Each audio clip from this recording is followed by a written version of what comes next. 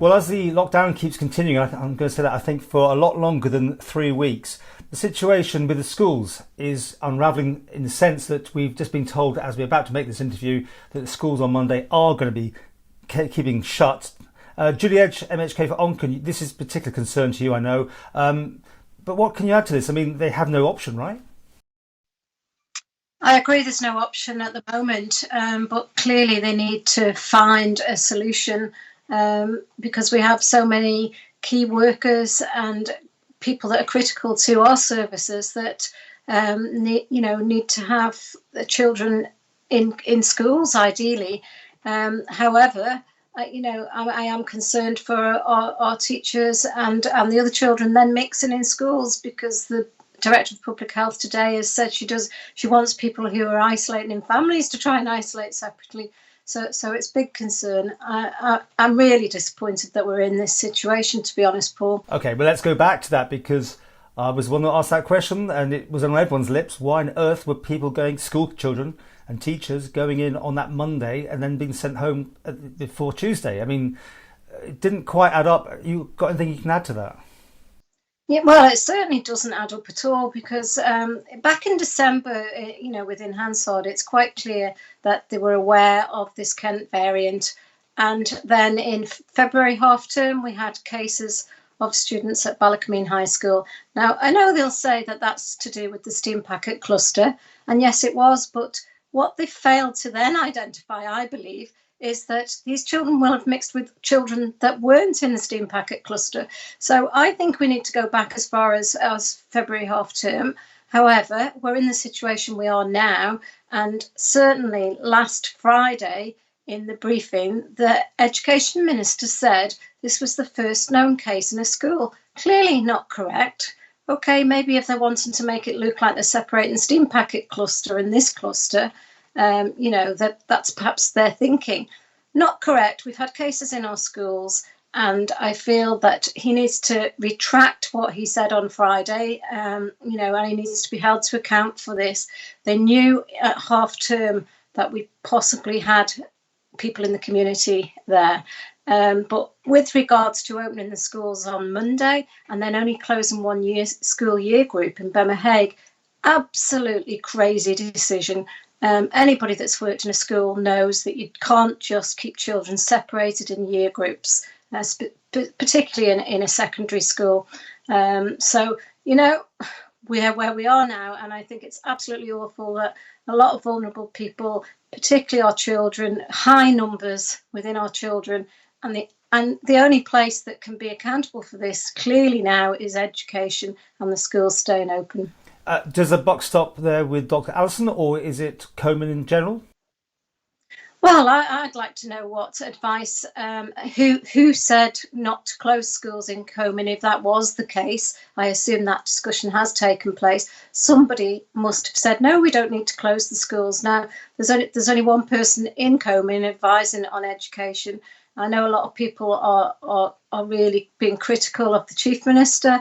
However, the education decisions come from the Education Department and that Minister. Now, you, I presume, are getting briefings as well as the media. Is that not your chance to put these questions to the powers that be? We all do frequently, Paul. As you know, a few members have been really hammering out about vaccines and the rollout. We frequently do this. It got a little bit better towards the end of last week with regards to briefings and perhaps taking on board some of the concerns of members, but we certainly don't have the input that a lot of members could contribute in to Coman. The decisions that have been made need to be published as to why the schools continue to stay open on Monday. Saturday, we were all told stay at home, keep safe. Sunday, we were all told, oh, you're free to go about your business. There was a big mistake made somewhere along the line there. And education, I've worked in it, Paul, as you know. I've still got a lot of colleagues in there. I'm concerned for them. We've got parents now querying about the Cambridge examinations. We've not heard anything about that, and there was supposed to be decisions made on that. This is, a situation that perhaps if earlier action and decisive decisions were taken, back in February half term, and warnings out there. But some of in the press briefing this weekend on Friday, it was like as if, well, it's the Kent variant. Well, we've known the Kent variant's been out there. We've got the Brazilian variant in England now. What actions are going to be taken? The Director of Public Health has said that we wouldn't deal with it any differently. Clearly, we should have dealt with it differently. It's been very contagious, asymptomatic in schools. Okay, so do we get to the point when heads have to roll here then? Well, I think people should be considering their positions. They've made the decisions and they should be, taken. I personally feel that this, at the minute, is lying with the decisions around opening education settings. We do need hubs for people to be able to continue working in our professional services, our health service, our police, etc. However, these teachers are going to be asked to go into a hub situation with mixed family, with children from all sorts of areas. And of course, they haven't been vaccinated. They then have to go home to their families. And, I do feel they need to be very careful about this now. And, public, you're not allowed to mix two families for childcare. Is what they've said. So it's going to be very tricky for them, but we do need to find solutions, move forward. And if heads need to roll, they do need to roll. And, if I was looking at this from any position, it would be February half term and what decisions have been taken from then with the track and trace. Was it not good enough? And certainly the Education Department and Minister need to. Personally, I will be asking to see what advice has been given and what decisions have been taken. Did somebody say, no, we don't need to close the schools? That's the answer I need to hear. If somebody said that, then yes, heads need to roll. As we're recording this at 10 to 2 on Sunday afternoon, going a mountain of emails about key workers and their children's situation, because this is something that needs some sort of sorting out. Have you got any ideas what can be done? Well, there's many teachers work in head office in the Department of Education. Perhaps they need to, help support with this and come out of head office. Let's open up a hub school that people can be test.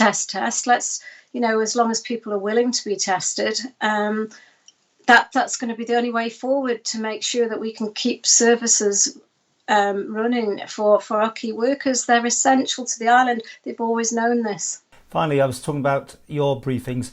The public haven't had anything for Saturday, and now Sunday it's been confirmed there isn't going to be anything. I've done an interview and a long Q&A with the Health Minister, which I think a lot of people are appreciative of. But do you think that this silence bodes well? Do you think there should be more information or just any interaction with the public? I certainly think it was a big mistake not to continue with briefings over the weekend, especially with the large rise in cases yesterday, 71. That's alarming to people. People need clear, concise information coming direct from government on all the areas that people have concerns. So that's schools, it's exams now is cropping up today, vaccination. And I don't feel the message has been clear and concise. There's been reports of children out mixing. The information has not been clear coming out this time. Stay at home, stay safe. The UK is still doing that. Their children were not in school when they had the Kent variant. We had children in school and we had the Kent variant. It's a real concern. The public need up-to-date information. Doesn't need to be the same minister every day, but the government needs to be given accurate information out. Perhaps they need an information minister that can communicate.